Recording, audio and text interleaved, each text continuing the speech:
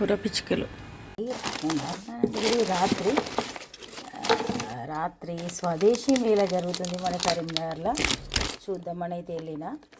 ఇక ఇవి చూడండి, శంకు పుష్ప పౌడర్ ఇది ఒకటి తీసుకున్నా.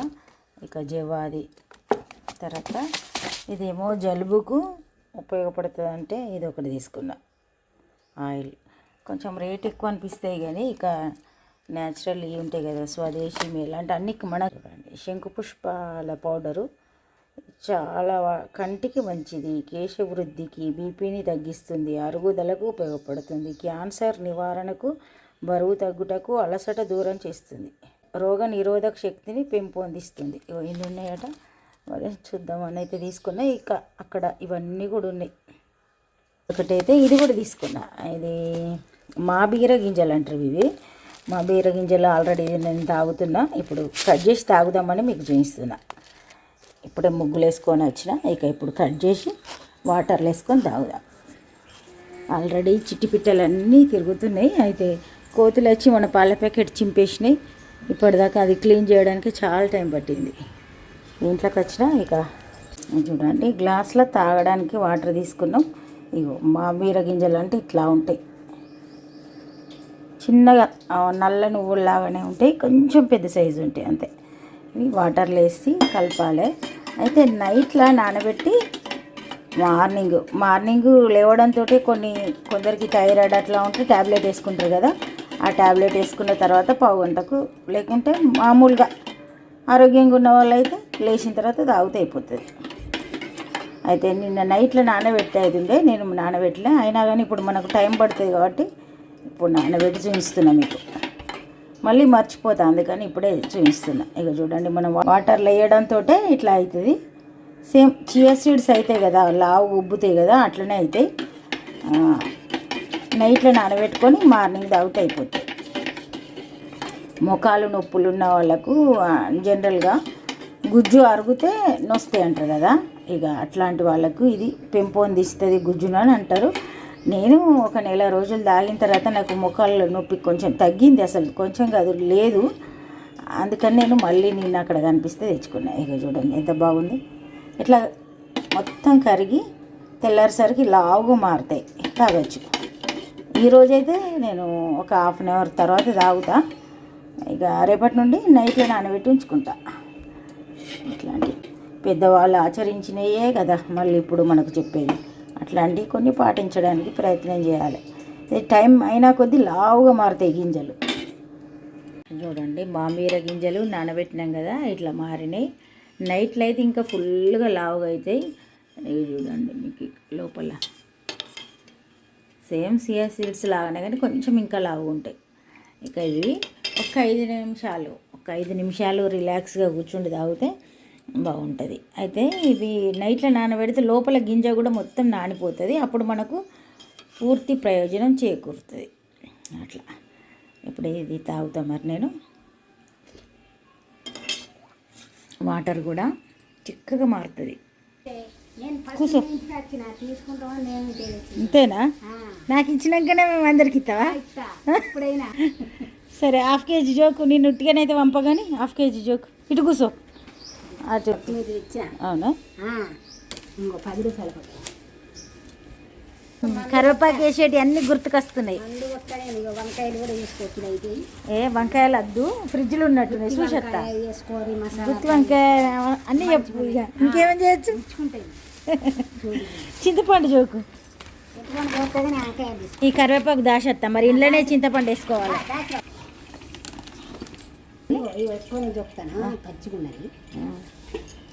రావా మళ్ళా ఉగాదికి? ఎప్పుడు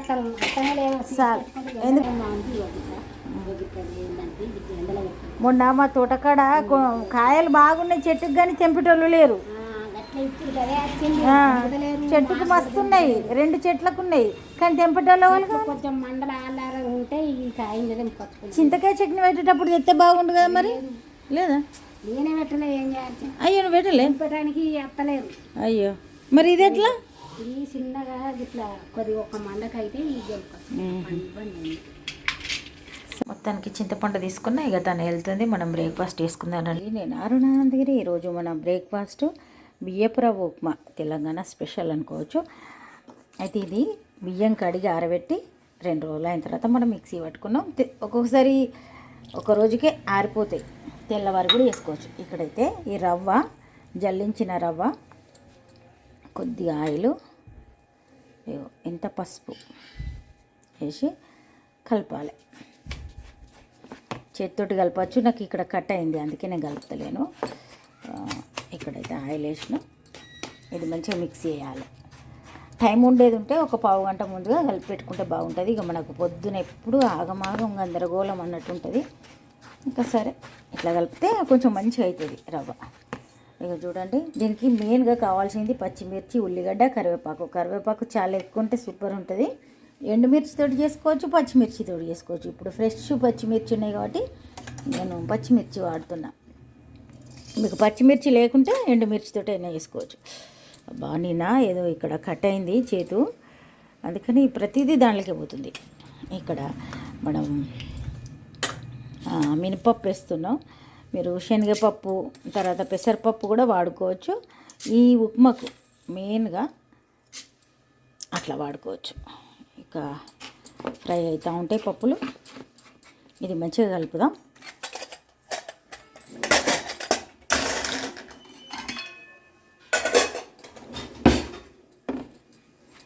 వెల్లుల్లిపాయలు కూడా వేసుకోవచ్చు, 2 వేద్దాం.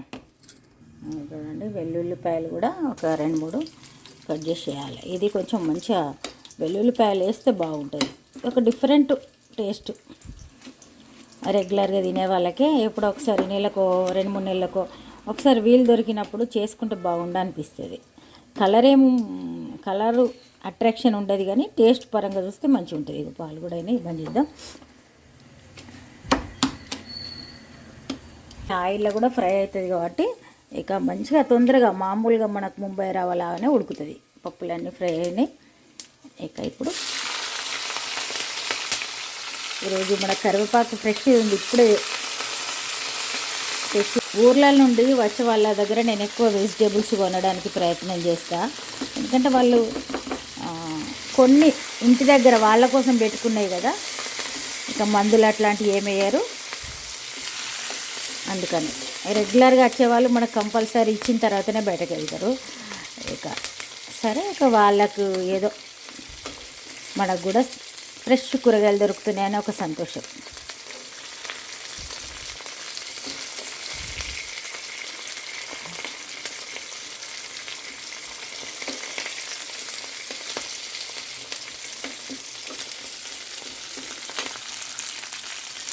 మొత్తానికి మన రవ్వ కలిపిన, ఇక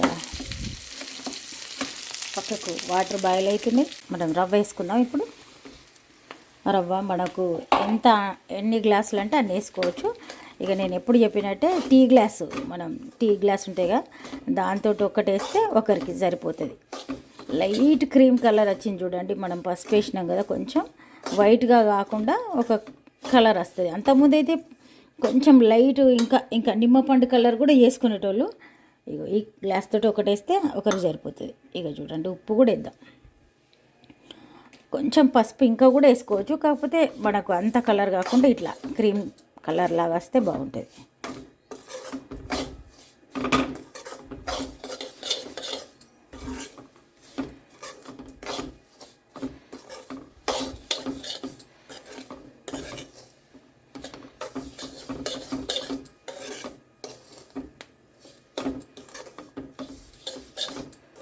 నైవేద్యం తినే పిట్ట వచ్చింది, ఆల్రెడీ తింటున్నట్టుంది.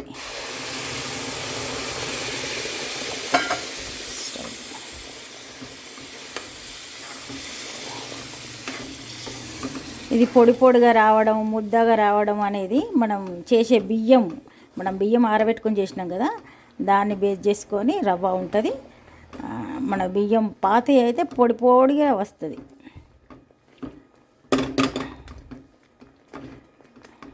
మంచి వెల్లుల్లిపాయలు, కొత్త వెల్లుల్లిపాయలు కదా, మంచి కమ్మటి స్మెల్ అయితే వస్తుంది.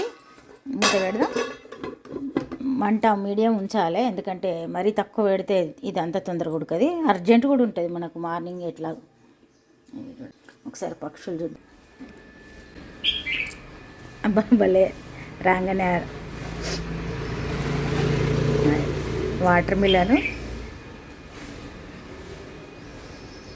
అట్లా పెట్టిన ఎంత చక్కగా అల్లరేస్తే చూడండి భలే.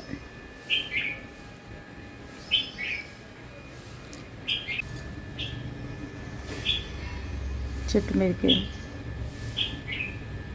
మరి మనం పక్షులను చూసి వచ్చేసరికి మన టీ మసలింది.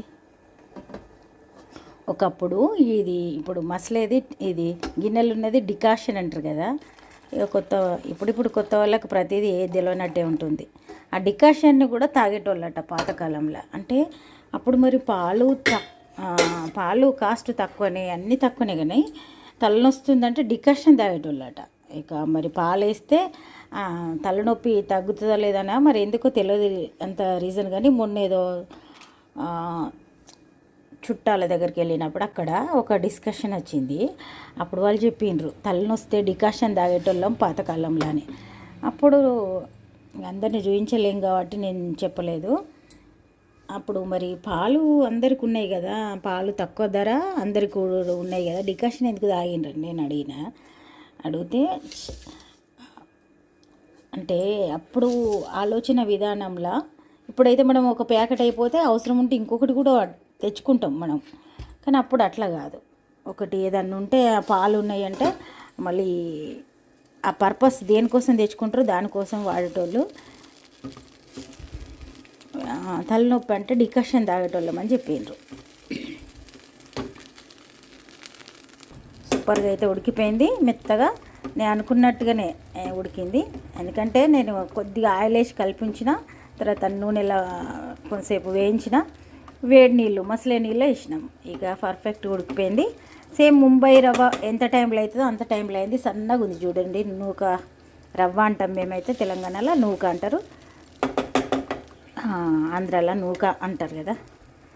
సరే ఇక మరి ఏదైనా కానీ ఉప్మా రెడీ అయిపోయింది. ఇది కలర్ఫుల్గా కనిపించేది కానీ టేస్ట్ పరంగా సూపర్ ఉంటుంది. దీనికి మనం నిల్వ పచ్చళ్ళతోటి సర్వ్ చేసుకుంటే బాగుంటుంది. చింతకాయ పచ్చడి ఆల్రెడీ కొత్త చింతకాయ పచ్చడి ఉంది మన దగ్గర, దాంతో సర్వ్ చేసుకుందాం. ఆల్రెడీ టీ అవుతుంది. ఇక బ్రేక్ఫాస్ట్ కాగానే వెంటనే ఆల్రెడీ చేతి కడుక్కుంటున్నారు లేదో టీ పోయి అని అంటారు మా వారు. అందుకని టీ కూడా ఎప్పుడు రెడీగా ఉంచుతాం. టేబుల్ మీద ఎంత గందరగోళం ఉంటుందో. ఈ వెజిటేబుల్స్ అన్నీ తెచ్చిండ్రు కదా, ఇవన్నీ సర్దుకోవాలి. ఇప్పుడు మనం కొన్నాం. ఈ తోటకూర అయితే ఇది ఒక వెరైటీ ఆకుకూర, మీకు ఎండలో చూపిస్తా. ఇవి చూడండి, ఇది ఒక చిన్నగా మెంతాకు లాగానే ఉంటుంది ఈ తోటకూర. దాదాపు ఇది అండాక 2-3 సంవత్సరాలు అయ్యి నేను వాకింగ్కి వెళ్ళినప్పుడు ఒక ఆమె కూరగాయలు అమ్మటామె నా కోసం స్పెషల్గా పక్కకు పెట్టి ఇస్తుండే. ఇక ఈ రెండు సంవత్సరాల నుంచి రెగ్యులర్గానైతే వాకింగ్ వెళ్ళలే నేను. ఇవాళ తెచ్చిండు మా వారు. ఇది భలే టేస్ట్ ఉంటుంది. అండే మెథడ్ కూడా సింపుల్గా ఉంటుంది, మనం చేద్దాం. సూపర్ ఉంటుంది కర్రీ మాత్రం.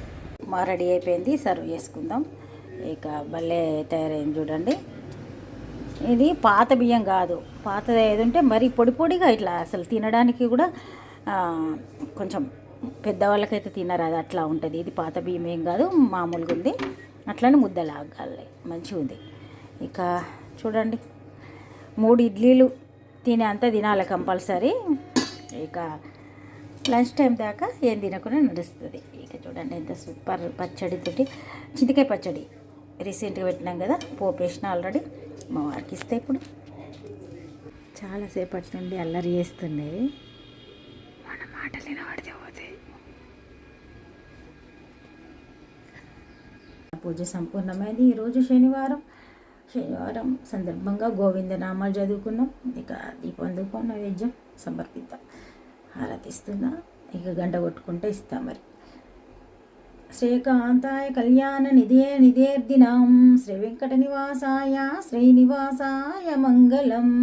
2 పనులు ఒక్కసారి చేయరాదు, మీకు చూపించాలంటే ఇట్లా ఉంటుంది. శంఖం పొడి కూడా వేసినాం. బయటకు వెళ్దాం ఇప్పుడు. ఇక శనివారం రోజు గోవిందనామాలు చదువుకుంటే కొంచెం సంతృప్తి అనిపిస్తుంది. పూజ అనేది మన మనసు ప్రశాంతత కోసమే కానీ ఎవరి కోసమో చేయడం కాదు. కాకపోతే మనం కొంతసేపు మన టైం కేటాయించి చేసుకోవాలంటే దానికి మన ఫ్యామిలీకి ఇచ్చే టైము మన టైము వేరే ఉండాలి.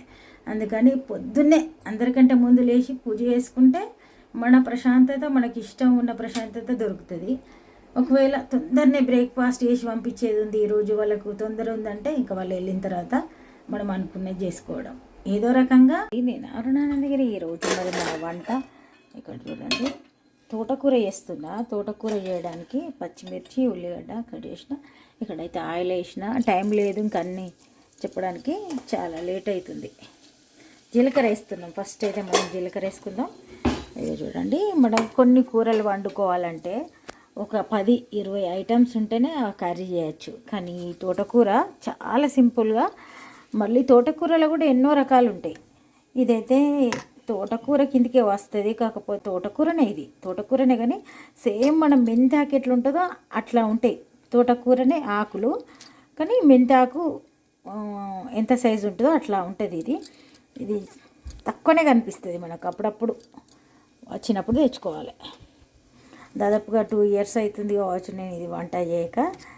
ఆ మధ్య వాకింగ్కి వెళ్ళి రాగా కనిపిస్తే తెచ్చేదాన్ని. పల్లెటూరులో కొంచెమే కాసిన వాళ్ళు ఇండ్ల పొంటి తెచ్చి అమ్ముతారు కదా, అట్లా. సరే, ఇక మరి కర్రీ చేస్తున్నా. దీనికైతే చాలా తక్కువ ఐటమ్స్ తోటి చేయొచ్చు. జీలకర్ర ఫ్రై అయింది. ఉల్లిగడ్డ ఇక్కడైతే నేను ఎక్కువ వేసిన కదా, ఇంత అవసరం ఉండదు, కాకపోతే మన దగ్గర కట్ చేసి ఉందని వేస్తున్నా. పచ్చిమిర్చి వేసుకుంటున్నాం మనం. దీనిలో మనం ఎండుమిర్చితో కూడా వేసుకోవచ్చు, మీ ఇష్టం. దీన్ని ఇంకో రకం కూడా చేస్తారు తోటకూరను. ఇప్పుడైతే నేను ఈ రకం చేస్తున్నా. ఇక మనం ఈ ఉల్లిగడ్డ ఫ్రై అయ్యేలోపు నేను వెల్లుల్లిపాయలు దంచుతాను. దీనికి వెల్లుల్లిపాయలు కంపల్సరీ ఉండాలి. అల్లం వెల్లుల్లి పేస్టు అవసరం లేదు, ఓన్లీ వెల్లుల్లిపాయలు దంచుదాం. ఇక చూడండి, ఒక ఎల్లిగడ్డ మొత్తం దంచుదాం. ఈ కొత్త వెల్లుల్లిపాయలు కదా, దంచుదాం. ఇక చూడండి, ఎల్లిగడ్డ మొత్తం వేసి దంచుదాం. పచ్చిమిర్చి ఉల్లిగడ్డ ఫ్రై అవుతున్నాయి. జీలకర్ర వేసినాం, పచ్చిమిర్చి ఉల్లిగడ్డ వేసినాం, అది ఇద్దాం వెల్లుల్లిపాయ పేస్ట్. ఇక్కడ చూడండి, ఉల్లిగడ్డ మంచిగా ఫ్రై అయిపోయినాయి. ఇప్పుడు వెల్లుల్లిపాయలు దంచినాం కదా, ఒక గడ్డ మొత్తం దంచినాం, ఇది వేసేద్దాం. ఆల్రెడీ రైస్ కూడా అవుతుంది. పసుపు వేద్దాం. పసుపు వేసి కలుపుదాం.